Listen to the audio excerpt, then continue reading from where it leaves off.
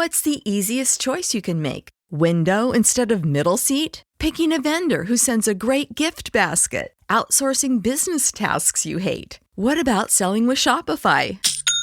Whether you're selling a little or a lot, Shopify helps you do your thing, however you cha-ching. Shopify is the global commerce platform that helps you sell at every stage of your business. From the launch your online shop stage to the first real-life store stage, all the way to the did we just hit a million orders stage. Shopify's there to help you grow. Whether you're selling scented soap or offering outdoor outfits, Shopify helps you sell. Wherever and whatever you're selling, Shopify's got you covered. Sign up for a $1 per month trial period at shopify.com/try. Go to shopify.com/try now to grow your business, no matter what stage you're in. Shopify.com/try. Hello, my fellow wanderer, to Lore of the Rings number 180. Today I'm going to do something a little bit different, and here's why. For the last almost 3 years, every single Thursday, you have had a new episode of Lore of the Rings to listen to. But this week, it looks like Hurricane Milton is going to put a wrench in my plans, so I'm not sure if I will have power or internet over the next few days, so I wanted to get a quick episode out and ready to go by Thursday, before I ran out of power and internet. So today, what I'm going to do is, with very little preparation, I'm going to give you my off-the-cuff reactions to the opening sequence of Rings of Power Season 2. I did a similar episode to this back for Rings of Power Season 1. That was episode number 55, Lore of the Rings number 55, if you want to go back and listen to that. I have seen the opening sequence before. I've just kind of watched it a couple times as I've watched the episodes, but I haven't really done an in-depth analysis of it. So what I'm going to do today is, without any research, without looking up any books or anything like that, I'm just going to play the opening sequence, and I'm going to give you some of the thoughts that come to my mind as I do that. So I'm going to play and pause the opening sequence here. Okay, so that being said, let's wander. So just like in Season 1, in Season 2, the opening sequence actually does not appear until the second episode of the season. They do that because, they like to be kind of right in the middle of the story there in the opening in episode number 1. And so in episode 2 is actually where we get to see the opening sequence. The music is actually the same. This music was composed and directed by Howard Shore, who did the music for the Lord of the Rings Peter Jackson films. Music that I absolutely love and adore. He gave a wonderful musical voice to Middle-earth in those films. And this is the one song on the Rings of Power soundtrack that he has done. Bear McCreary has done all of the rest of the music, which, if you've listened to this podcast for any amount of time, you'll know that I'm a big fan of the music of Rings of Power. That's one of the consistently positive things that I usually score. But this opening sequence is slightly different for that perspective. This is not Bear McCreary's music. This is Howard Shore. And you know what? It's still really beautiful, and it's still amazing, and I think it still really, really fits. All right, I'm going to hit play now, and I'm going to watch this opening sequence and give you some initial reactions. I'll be playing and pausing it as we go. So let's hit play. First, we have some red grains of sand that are sort of billowing up in this pile, and they're kind of moving. That reminds me a lot of the black goo Sauron from episode 1 of Rings of Power, Season 2.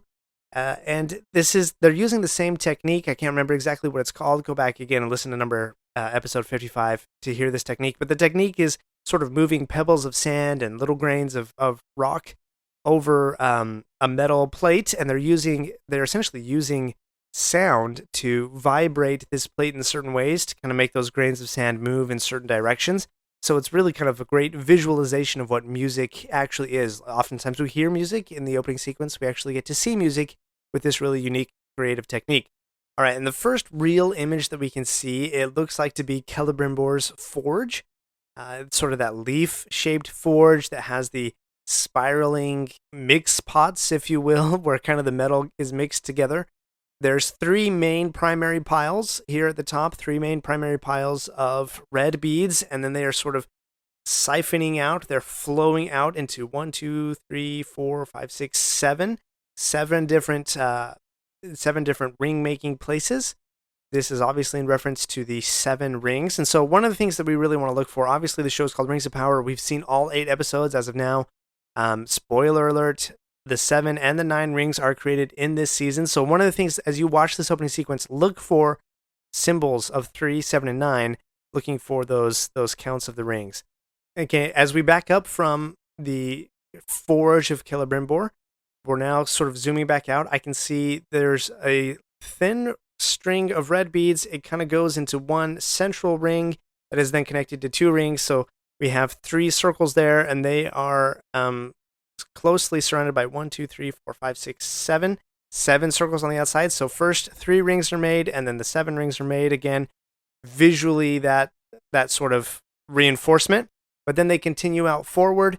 We go from 3, we go to 7, and then again we have the 9 rings. 1, 2, 3, 4, 5, 6, 7, 8, 9.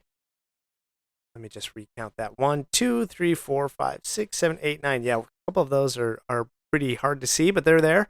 So you've got 3 rings, 7 rings, 9 rings. Again, the connection here is there's some really thin lines between the different groupings. All of these rings are connected together. They're all intermetal. They're blended together, created from the same knowledge and craftspeople, essentially all together. That kind of creates them. This is a family of rings, if you will. And as the shot shows, there's like 3, 7, 9 very clearly distinct groupings. But then the sands change really quickly, and you can see they are, again, it's all interconnected. All of the lines are sort of connected and mixed together. It's even if you kind of squint your eyes a little bit, this looks a little bit like a tree, maybe a golden tree, maybe in reference to the golden tree of Valinor, Laurelin. But those sort of dissolve, and then we kind of get into a sequence of one central circle in which all of these rings are encapsulated into, obviously in reference to the one ring that in the darkness will bind them, the ring verse at the beginning of Lord of the Rings. The next really clear image that we see is a crown with 7 stars. I know I said I wouldn't be opening up any books, but I gotta just look at the image of the Gates of Moria in the Fellowship of the Ring, and you can probably hear my book pages fluttering as I am scanning. Council of Elrond, ring goes south into the dark. Oh, desk. All right. I've found it now. So, this symbol is the crown, and it has 7 stars on it. So this crown with 7 stars is in reference to Feanor of the Noldor. Gandalf calls it the star of the House of Feanor. Feanor had 7 sons. He was the creator of the 3 Silmarils, which the First Age was all about. The Silmarils, they contained the light of the 2 trees of Valinor, and really a lot of the stories of Lord of the Rings, everything has really gone back to the Silmarils and the light of the 2 trees. But that crown and the 7 stars is a reference to Feanor. And let's continue. The crown and the 7 stars sort of dissolves into some sort of a archway of sorts. Don't exactly know what that archway would be, but there are some symbols in the middle of the screen that look really similar to some of the symbols that Tolkien drew on the doors of Durin in the Fellowship of the Ring, the chapter Journey in the Dark. There's a couple of symbols up in the top left-hand and right-hand corners. I can see some really similar things here in this image of sort of these arches in the opening sequence here. So let's keep going. That quickly dissolves into an image of a Balrog face with these horns coming down and some fangs. Obviously, definitely some foreshadowing of those dwarves who are going to dig too deep and too greedily and awaken the beast that is at the bottom of the mountain, the Balrog. But then that dissolves into a great image of the sun. The sun, remember, is the symbol of Numenor. Numenor is so closely connected with the sun. And by extension with Iluvatar, the creator god, the father of their first king, Eärendil, carries a Silmaril in his brow, so he is literally a sun, a star up in the sky. Numenor is closely connected with the sun, so we see that in the next image. But these red beads, these red grains of sand that were so interconnected with the rings, they seem to be sort of overcoming this symbol of the sun, overcoming the symbol of Numenor, which, spoiler alert, that's going to happen. That's a big story of the Second Age of Sauron and his influence coming into Numenor and corrupting the true worship of the creator god Iluvatar that they do in Numenor. Plus, these red grains of sand start to overcome the symbol of the sun, turning it into not just a circular sun, but starting to look more like a big giant ring or even an eye. We're not done yet. If you like this episode, please leave a review and share with your friends. And remember to subscribe if you haven't already. We'll be right back. Fellow Wanderer, I want to hear your thoughts on Rings of Power Season 2. I've watched the episodes, dug into Tolkien's writing, and shared my reactions, but now I want to hear from you. And yes, there is a chance you could win an Amazon gift card. Head over to ringspodcast.com/survey and answer a few questions I've put together about Season 2. At the end, just enter your email for a chance to win a $15 Amazon gift card. But here's the deal. The survey closes at 10 p.m. Eastern on October 10th. That's next Thursday. So if you want your thoughts included, don't wait. Go to ringspodcast.com/survey today and share your impressions of Rings of Power Season 2. That's ringspodcast.com/survey. Thanks, and I can't wait to hear from you. Are you ready to dive deeper into Tolkien's world? If you've ever struggled to read the Silmarillion, I've got just the thing for you. I've created a free guide packed with my best tips to help you conquer this epic book. Whether you're a seasoned reader or tackling it for the first time, this guide will make your journey through the first age of Middle-earth more rewarding than ever. Head over to ringspodcast.com to download your free guide today. Your adventure deeper into Middle-earth starts now. Visit ringspodcast.com today for your free guide. Chaos ensues, grains of sand being flown and flung about. We get a major sequence of trumpets, and then there's a lot of really small symbols. It's kind of hard to see what exactly all of these are, but at one point you can see it looks like a trident from this perspective, but it's that symbol that in episode 1, season 1 of Rings of Power that Galadriel thinks Sauron carved into Finrod's chest. It's that same symbol that kind of led all of the orcs as the backup plan when Elendil and Galadriel sort of figure out, oh no, it's Mordor, that's where they're gathering. It's sort of that trident type symbol. You can see that in the sand. That shifts quickly to just a couple other lines. I don't see anything significant there. Maybe a sword or something in there, perhaps. But all things are starting to come together under what looks like a big, giant eye. Now, it's like a circle, and there's several different lines that kind of go out from that. It eventually becomes sort of an eye shape, so you have this pupil within an eye shape, clear reference to the Eye of Sauron. And then we get the golden Rings of Power words coming up, and we fade to black. Or almost fade to black. We do see a few more grains of sand sort of floating. They seem to be floating in space from the bottom of the screen to the top. So there you go. Those are the visual images that we are seeing in the opening sequence of Season 2 of Rings of Power. Now, if you go back and listen to episode 55 of Lord of the Rings, you'll know that I made a big case that in that particular sequence, there was a lot of creation symbolism there. A lot of creation. All of the different species, the elves, dwarves, and men were sort of represented in a lot of different ways. 2 trees of Valinor. Middle-earth was literally created through music. So what's different about this particular sequence? This sequence is a lot more focused on the rings. The 3 rings for the elves, the 7 for the dwarves, and the 9 for men, and obviously the 1 for the Dark Lord on his Dark Throne.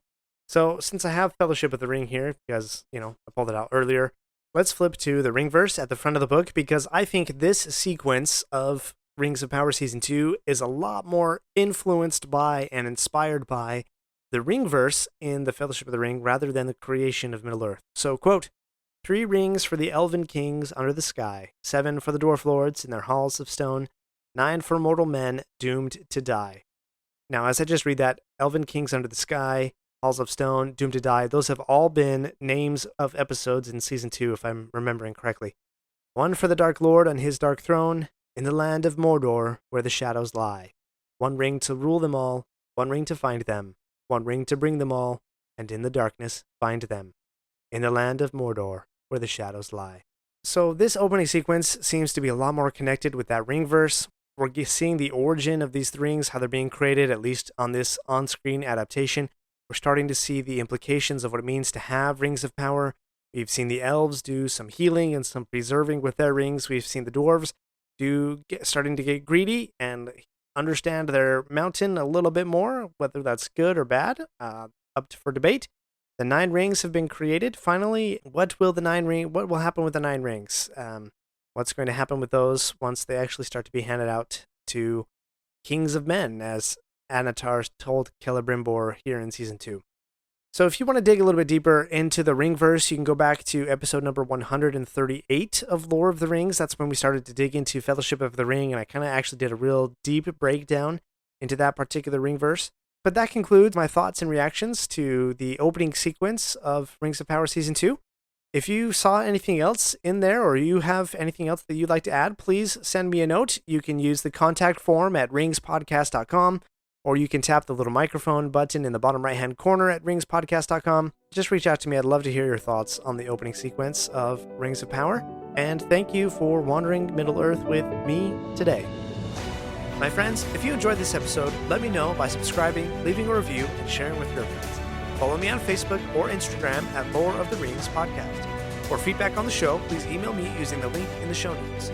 Until next Thursday, remember, not all those who wander are lost. Most tax pros leave a message. It's Jane. I'm moving on to a TurboTax expert who beat your price. Adam Devine, tell him how I feel. Hey, tax pro, she's been thinking twice. Best believe TurboTax will beat your price. This is a tax break.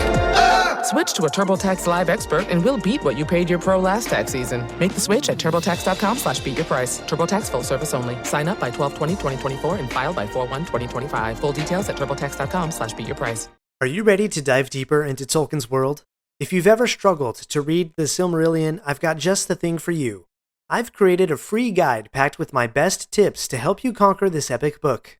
Whether you're a seasoned reader or tackling it for the first time, this guide will make your journey through the first age of Middle-earth more rewarding than ever. Head over to ringspodcast.com to download your free guide today. Your adventure deeper into Middle-earth starts now. Visit ringspodcast.com today for your free guide.